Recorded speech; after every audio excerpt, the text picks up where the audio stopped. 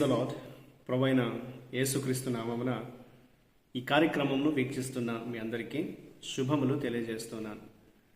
Vision cutie fellowship వారి యేసుతో ఏకాంత సమయం ఈ క్వైట్ టైం కార్యక్రమంలో మిమ్మల్ని ప్రేమతో ఆహ్వానిస్తున్నాను. దేవుని వాక్యాన్ని ప్రతిరోజు ధ్యానించే సమయం దేవుడు మనకు దయచేస్తున్నందుకు దేవునికి వందనాలు తెలియజేస్తున్నాను.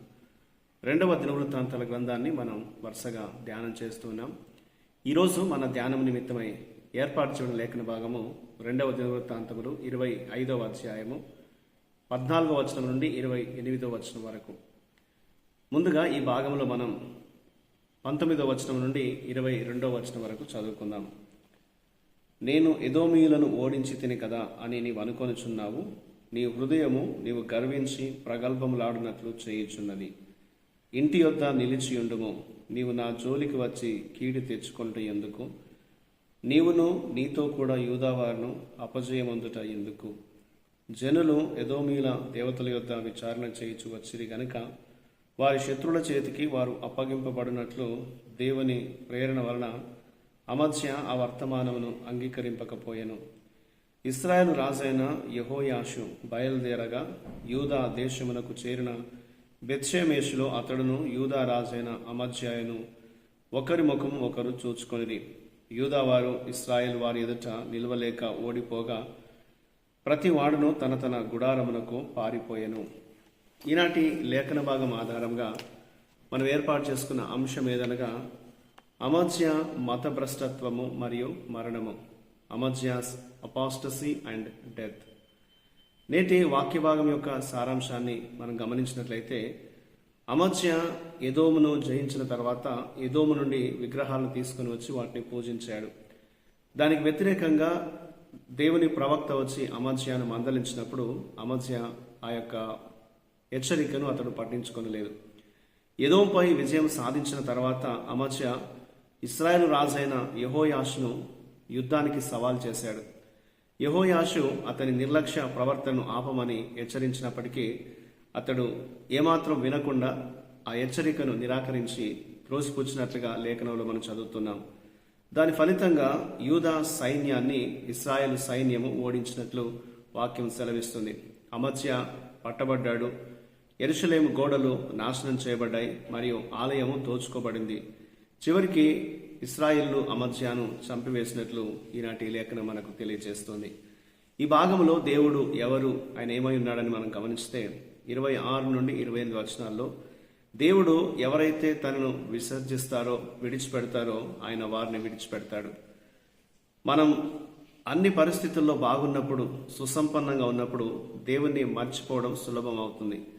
అయితే మనం ఆయన నుండి ఎంత ఎక్కువగా దూరం అయిపోతే, ఎంత ఎక్కువగా ఇతర విషయాలపై ఇతరమైన వాటిపై ఆధారపడితే అంతిమంగా అవేవి మనకు చెందినవి కావని, మనము అవేవి మనకు సహాయం చేయవని గుర్తించి ఆయన మాత్రమే శాశ్వతమైన సంతృప్తిని తీసుకురాగలడని చూపించడానికి దేవుడు మరీ ఎక్కువగా పనిచేస్తాడు. మనకు దేవుడు ఈ పరిస్థితులన్నిటి ద్వారా ఆయన పాఠాన్ని నేర్పించాలని కోరుతాడు. కాబట్టి మన జీవితాన్ని మనం సరిగ్గా పరిశీలించుకోవాలి. మనం ఏ పరిస్థితిలో ఉన్నా దేవుణ్ణి వెతకగలిగేటువంటి వారుగా ఉండేటట్లుగా చూసుకోవాలనేది దేవుడు మనకు ఈ వాక్యాన్ని బట్టి జ్ఞాపకం చేస్తూ ఉన్నాడు. దేవుడు మనకు నేర్పించేటువంటి పాఠాన్ని మనం గమనించినట్లయితే 15 నుండి 16 వచనాల్లో గర్వము ఒక ప్రాణాంతకమైన ఉచ్చు. ఎవరైనా సరే అతిశయించడము, గర్వించడం అనేది వారి జీవితానికి అది నాశనాన్ని తీసుకొని వస్తుంది.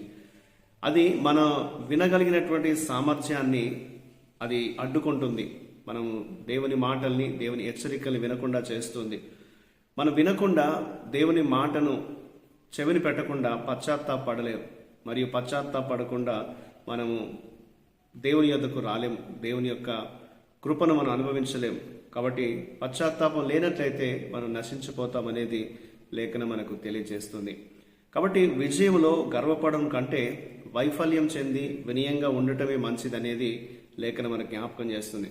కాబట్టి మన జీవితాల్లో మనము విజయంతో గర్వించడం కాదు, కానీ ఒకవేళ పరిస్థితి మనకు ఎంత ఇబ్బందికరంగా ఉన్నప్పటికీ దేవుని వైపు చూడడం మనం నేర్చుకోవాలి. దేవుడు గర్విస్తులను ఎదిరించి ఆయన దీనులకు కృపనిస్తాడని యాకోబు 4:6లో మనం చదువుతున్నాం. అహంకారులను ఆయన ఎదిరిస్తాడు, దీనులకు దేవుడు కృపనిస్తాడు. కాబట్టి మనం అహంకారమైన మనసుతో ఉన్నట్లయితే దేవుని కృపను మనం పొందలేం. కాబట్టి మనల్ని మనం తగ్గించుకొని దేవునిపైన మనం ఆధారపడ్డప్పుడు దేవుడు మనకు సహాయం చేస్తాడు, మన జీవితాన్ని ఆయన స్థిరపరుస్తాడు అనేది ఈ లేఖనం మనకు జ్ఞాపకం చేస్తుంది. అమజ్య తాను పొందిన విషయాన్ని బట్టి దేవుని విడిచిపెట్టి ఆయన పూర్తిగా దేవునికి దూరమైనట్లుగా దేవుని వాక్యంలో మనం చూస్తూ ఉన్నాం. విషయపు గర్వంతో అతడు యెహోయాషును సవాల్ చేశాడు యుద్ధానికి. అయితే యెహోయాషు ఆయన అమజ్యాన్ని హెచ్చరించినప్పటికీ అమజ్య దాన్ని పట్టించుకోకుండా అతని మీదకి యుద్ధానికి వెళ్ళి పట్టుబడి మరణం చెందినట్లుగా ఈ లేఖనంలో మనం చూస్తున్నాం. కాబట్టి మనం ఎప్పుడైతే గర్వంతో అలాగే కొనసాగుతామో అది మన నాశనానికి దారితీస్తుంది. కాబట్టి మన ప్రవర్తనను మనం ఎప్పటికప్పుడు పరిశీలించుకొని వినయంతో తగ్గింపుతో దేవుని వైపు మనం తిరిగి ఆయన పైన ఆధారపడాలి అనేది ఈ వాక్య భాగం మనకు జ్ఞాపకం చేస్తుంది. కాబట్టి ఆ రీతిగా అనుదినము దేవుని కృపపై ఆధారపడేటువంటి ఆయన పిల్లలుగా మనం జీవించాలనేది ఈనాటి లేఖన భాగం మనల్ని హెచ్చరిస్తుంది. ఆ విధంగా మనం విశ్వాసంతో దేవుని కృపపై ఆధారపడుతూ దేవుడే మనకు సమస్తమును దయచేస్తాడనేటువంటి నమ్మకంతో మనం జీవించే ఆ కృప దేవుడు మనకు అందించినట్లు దేవుని సహాయం కోరుతూ మనం ప్రార్థన చేద్దాం. మా ప్రియమైన దేవ, పరలోకపు తండ్రి, నీకు వందనాలు. మీరిచ్చే హెచ్చరికలు ప్రభా మేము అంగీకరించడానికి మాకు సహాయం చేయండి.